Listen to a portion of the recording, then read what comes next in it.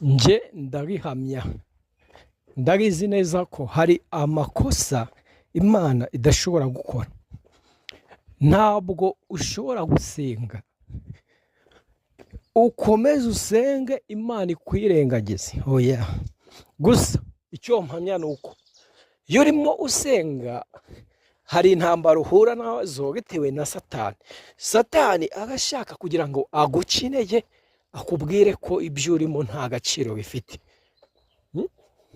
akwereke ko ubuzima wajemo bwo gukizwa nta gaciro bufite. Ariko icyo Imana ishinzwe ku buzima bwawe ni ukuguha keya, ni ugukora ibintu abantu badashobora gukora ku buzima bwawe, igahindura amateka, igasana ibyasenyutse. Rero amakosa Imana idashobora gukora ni ukukureka. Ntishobora kureka ngo uhore ugagaye, oya, ntishobora kukureka ngo uhore nta kazi ufite. Rimwe bijya bibaho pe, ariko ihangane. Igisubizo ni ukwihangana, kuko nyuma yo kwihangana harimo ibintu byinshi cyane, harimo ibintu byiza, harimo kwakira ineza y'Imana, harimo kubona igikundiro cy'Imana.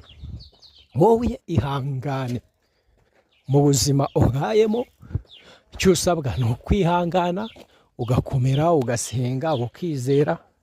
Mu gihe kizaza ndakubwiza ukuri ko Imana izaguha inzu, iguha ibyo kurya, iguha imyenda, nimba uri umukobwa iguha umugabo, nimba uri umugabo iguha umugore. Hari amateka Imana izakora ku buzima bwawe, hari ibintu izagiremo. Rero ihangane mu buzima, nuko bimeze. Usabwa kwihangana, ntugire ubwoba.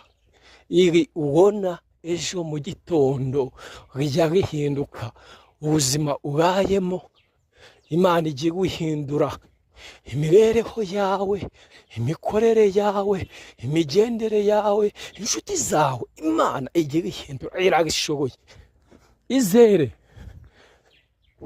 Icyo usabwa rero ni ugukora subscribe, ugakurikirana ibiganiro byacu hano mu rusengero rwacu Dukuzumuremyi Church.